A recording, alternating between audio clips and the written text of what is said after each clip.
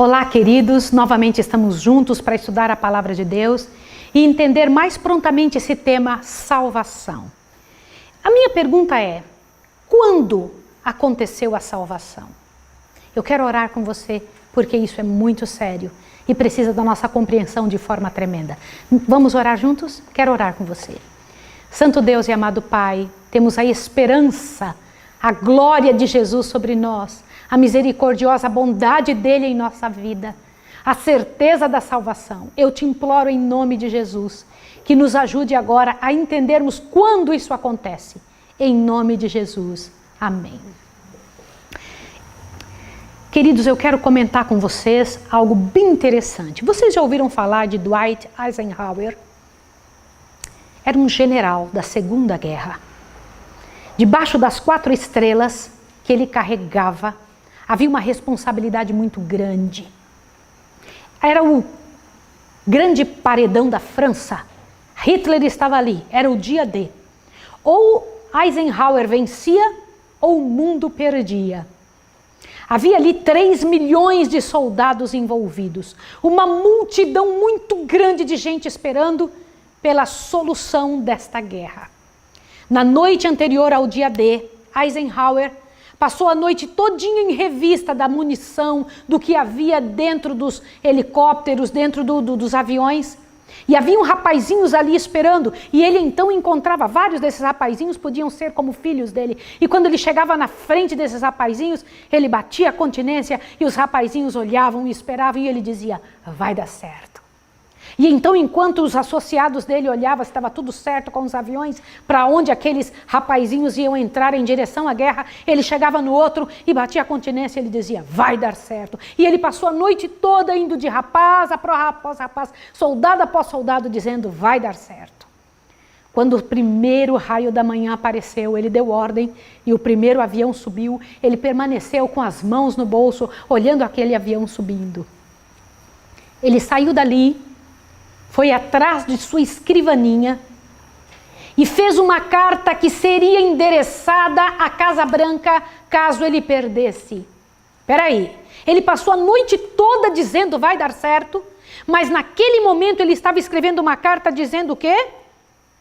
Se a derrota acontecesse, era para entregar esta carta lá na Casa Branca. Espera aí, o que continha a carta? Nossa aterrissagem fracassou. As tropas, a aeronáutica e a marinha cumpriram seu dever com coragem e devoção. Qualquer culpa ou erro em relação ao ataque devem ser atribuídos somente a mim. E assinou Dwight Eisenhower. Pode-se dizer que o maior ato de coragem naquele dia não foi dos rapazes em seus aviões. Foi de um general que assumiu a culpa antes da culpa acontecer. Líder raro esse general. Incomum demonstração de coragem. Ele exemplificou uma qualidade pouco notada no nosso mundo de hoje, cheio de advogados tentando desculpar uma multidão de pessoas. Num mundo como o nosso, em que quase ninguém quer levar a culpa pelo que fez. Num mundo em que pouquíssimas pessoas levaram a culpa pelos outros. Mas este daqui quis receber uma culpa de seus liderados antes da derrota acontecer. Eisenhower fez isso e se tornou um herói. Jesus fez isso e se tornou meu Salvador. Antes da guerra iniciar, ele perdoou. Antes do erro ser cometido, o perdão foi oferecido. Antes da culpa ser imputada, a graça foi concedida. Por que eu estou te dizendo isso? Esse estudo de hoje vai te dar uma impressão muito clara de como a graça acontece. Quando ele salvaria? Quando fosse suspenso na cruz. Ali ele ratificaria, confirmaria a realidade que já acontecia mesmo antes da morte, a entrega de sua vida no lugar da nossa miséria e nos salvaria. Assim, quando ele soltou aquele grito, está consumado, ele cumpriu o que dissera a Nicodemos: vim para salvar. A bem da verdade que a nossa salvação aconteceu bem antes de aparecer a necessidade real, antes do pecado surgir. Você quer ver isso? Abre a sua Bíblia em Efésios 1. Aí lá, Efésios 1. De novo o livro de Efésios. Aqui o livro de Efésios é muito claro para explicar estas informações. Efésios capítulo 1, por favor. Verso 3 e 4 diz assim. Abriu? Eu quero que você abra. Efésios 1, verso 3 e 4. Bendito seja o Deus e Pai de nosso Senhor Jesus Cristo, o qual nos abençoou com todas as bênçãos espirituais nas regiões celestiais em Cristo, pois nos elegeu nele antes da fundação do mundo, para sermos santos e irrepreensíveis diante dele em amor. Irmãos, antes de o Senhor pronunciar a presença da luz, ele assumiu a possibilidade da cruz. A graça antecipou o pecado. É praticamente o caso isolado da descoberta do remédio antes da doença aparecer. E com extrema precisão de cura, a não ser para os que recusam a utilização desse remédio. O pecado não pegou Deus de surpresa. A graça antecipada preservou a vida de Adão e Eva até a chegada do Salvador na viração daquele primeiro dia na história do mal. Adão esperava a morte e Deus chegou com a vida. Ele esperava ser condenado, mas ele apresentou-se condenado em seu lugar. Esperava ser repreendido severamente, mas ele o chamou com ternura. Esperava que pronunciasse o juízo, mas ele estendeu o perdão. Como injusto, ele sabia que merecia a morte, imediata e eterna. Mas ele, o Jesus Cristo, pronunciou sobre o arrependido sua declaração de justo. O casal que fugia de Deus, porque não tinha mais interesse nele, volta agradecido e agora livre de culpa. Então passa a adorá-lo em espírito e em verdade. E é só assim que você vai conseguir adorar a Deus em espírito e em verdade, quando você se sentir livre da culpa. Estava revertida a situação. O pecado os fizera ímpios, a graça os tornava pios, piedade. A cruz não foi tão somente o cumprimento da decisão surgida na eternidade. Todos os que viveram antes da cruz foram salvos. Foram na força da decisão de Cristo em ficar em nosso lugar. Entendeu isso? Deixa eu explicar de novo para você. Todos os que viveram antes da cruz foram salvos pela promessa da cruz que haveria de acontecer. A graça na decisão e salvar, presta atenção, a graça na decisão de salvar tinha tanto poder de libertar da culpa quanto tem hoje após a morte da cruz. Hoje chamamos o sacrifício de Jesus de a tão grande salvação, porque a promessa se cumpriu.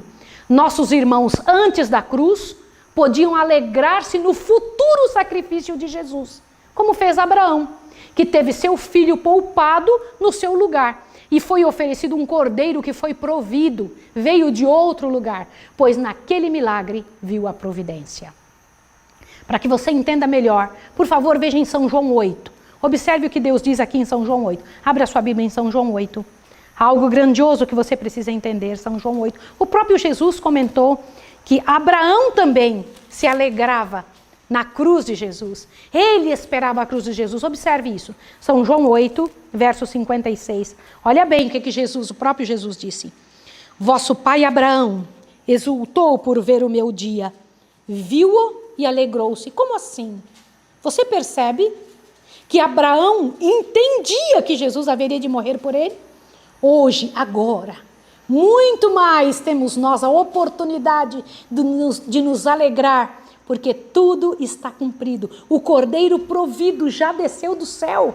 A vista humana, já ouvimos a sua voz, já contemplamos a sua vida pura. Sua fala ainda ecoa pelos nossos ouvidos. Por esse mundo velho e sorrado, como você está vendo, Jesus ainda fala. Ele já foi reconhecido como o Cordeiro de Deus que tira os pecados do mundo. O Pai já declarou que Ele era o seu Filho amado. Ele já se fez ovelha muda. Já aconteceu o sacrifício. Ele já declarou que foi feita a sua obra redentora. Ele já venceu a morte e já voltou para o Pai. Tudo que decidiu se cumpriu. Para nós, as promessas de Deus em Cristo são história verdadeira. Ninguém escapou da graça. Eu sei que muitos rejeitam, mas ninguém escapou da graça. Presta atenção. Lá no Moriá, onde se deu a cena de Abraão, lembra disso? Disposto a oferecer seu único filho, Isaque. O filho foi poupado e o cordeiro foi morto. Lembra disso? No Calvário, que é outro monte, aconteceu o contrário. O cordeiro foi poupado, pois era a hora do sacerdote sacrificar no templo, e diz que o cordeirinho saiu correndo. Olha, lembra disso? Quando o cordeirinho escapou das mãos, mas o filho morreu. Lembra disso? Queridos, o filho não foi poupado para que nós fôssemos. Ele, porque não cometeu pecado nenhum, pôde ressuscitar para ser novamente de tudo, sendo o comandante de tudo outra vez. Eu não sei se você sabe, mas a palavra filho do homem soava para o povo judeu como comandante. Sabia disso? Era o posto mais alto que se podia ter. Jesus recebeu de volta o comando. Ele é o comandante de tudo outra vez. É a esse Cristo que entregamos a nossa vida. Voltemos à cruz. Lembra? Está consumado? Lembra disso? E a tradução da palavra grega tetelestai, que também pode ser traduzida, segundo estudiosos da língua grega, por está pago. Foi pago o preço. O preço que o pecado pedia foi pago. Que maravilha! Que notícia! Ele quitou nossa dívida. Está sem efeito o pecado. Ele pagou a cédula que era contra nós e a cravou na cruz. Aonde eu encontro essa informação? Abre a sua Bíblia em Colossenses, corre lá. Colossenses capítulo 2. Você quer ver onde diz que Jesus pagou a cédula que havia contra nós? Por isso tetelestai. Vai lá, Colossenses. Por favor, Colossenses capítulo 2. Você precisa ler isso. Isso tem que ficar gravado em você. Colossenses capítulo 2, verso 14. Diz assim, olhe bem, eu vou ler com você. Havendo riscado o escrito de dívida que havia contra nós nas suas ordenanças, o qual nos era contrário, tirou-o do meio de nós, cravando na cruz. Ele rasgou a fatura e jogou no lixo. Você não tem vontade de gritar de alegria? Deus seja louvado, uma dívida impagável, agora plenamente quitada. Podemos concluir com segurança que na cruz Jesus comprou para nós uma salvação que é total, que é completa. Ela não precisa de retoques. Ela não precisa ser completada por nossas obras. Eu vou repetir o que eu estou dizendo. A salvação que Jesus nos deu não precisa de retoques. Não precisa ser completada pelas nossas obras. Você não conhecia nada disso? Então fique atento ao capítulo. Tomando posse da salvação. É o que eu ainda vou passar para você. Para ser dominado por essa graça endereçada a você. Como assim? Você sabia que a graça foi endereçada a você? Você sabia disso? Você já aceitou a providência? Parabéns por ter tomado a mais sábia decisão da sua vida.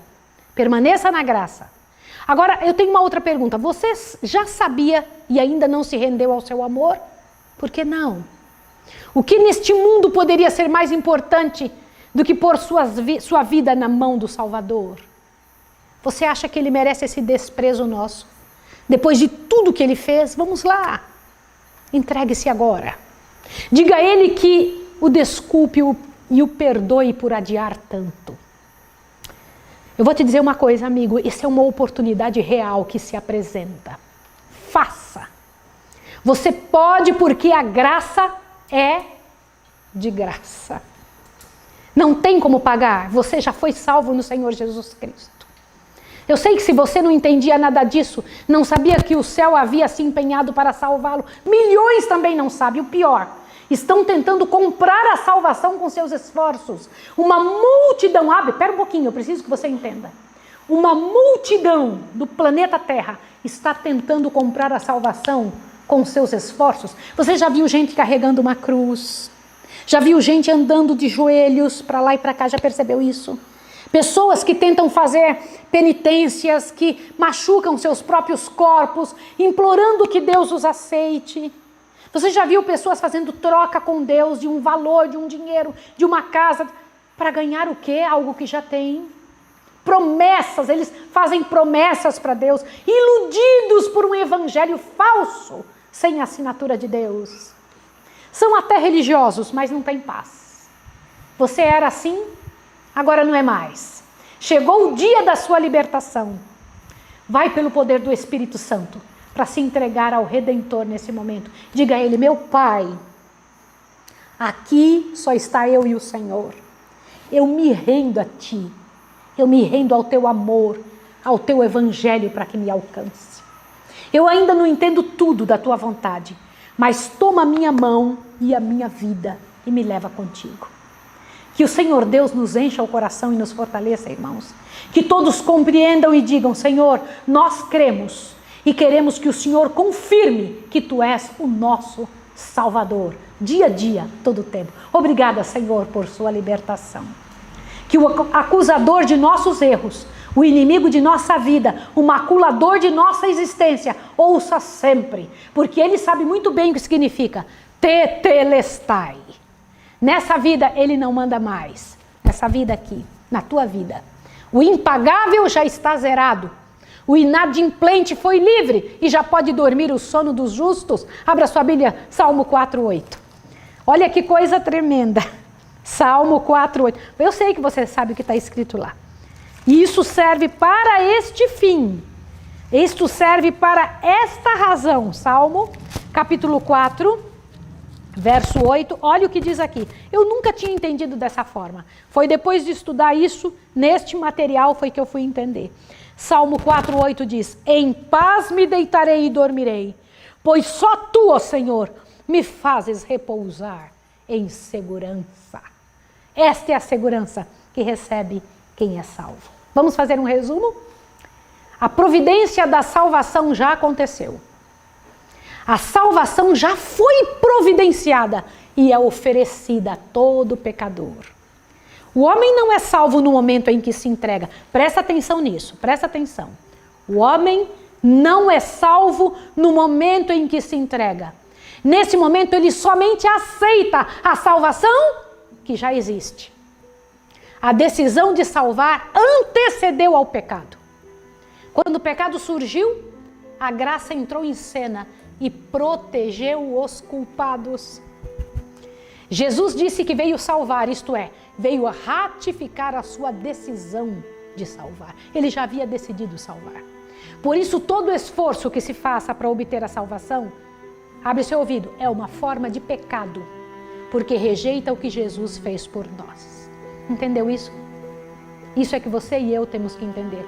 Qualquer tentativa nossa de conseguir fazer com que a salvação aconteça pelas obras é um pecado, porque Jesus já fez isso por nós. São as obras dele é que importa. Vamos nos ajoelhar, vamos agradecer ao Senhor pela misericordiosa bondade dele. Que o Senhor Deus, na sua misericórdia e bondade, nos ajude. Que o Senhor Deus, na sua graça e poder, nos encha o coração. Eu vou me ajoelhar com você, eu quero orar com você na sua casa. Você, irmão salvo, que está sendo salvo e que será salvo. Foi salvo da condenação do pecado, a morte eterna. Está sendo salvo do poder do pecado e será salvo da presença do pecado. Vamos ajoelhar juntos, vamos lá.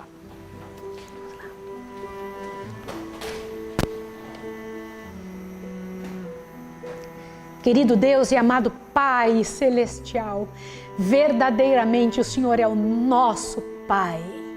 O Senhor enviou seu Filho, nosso irmão mais velho, para redimir a nossa raça. E Jesus conquistou o direito de nos perdoar, vivendo sua vida justa e sem pecado por nós, a nosso favor. A salvação, que é uma obra feita fora de nós, a nosso favor e sem nossa participação, ela aconteceu antes da fundação do mundo e tem um poder tremendo para todos antes da cruz e para todos depois dela. Senhor, ajuda-nos a aceitar, a compreender, a nos ofertar, a nos encher o coração diante de Tua presença. Nós nos entregamos, nós nos ofertamos, em nome do Senhor Jesus, dizendo: toma-nos, ó Pai. Queremos Te obedecer por amor e não para sermos salvos. Em nome do Senhor Jesus. Amém, Senhor. Que Jesus abençoe você e até o próximo estudo.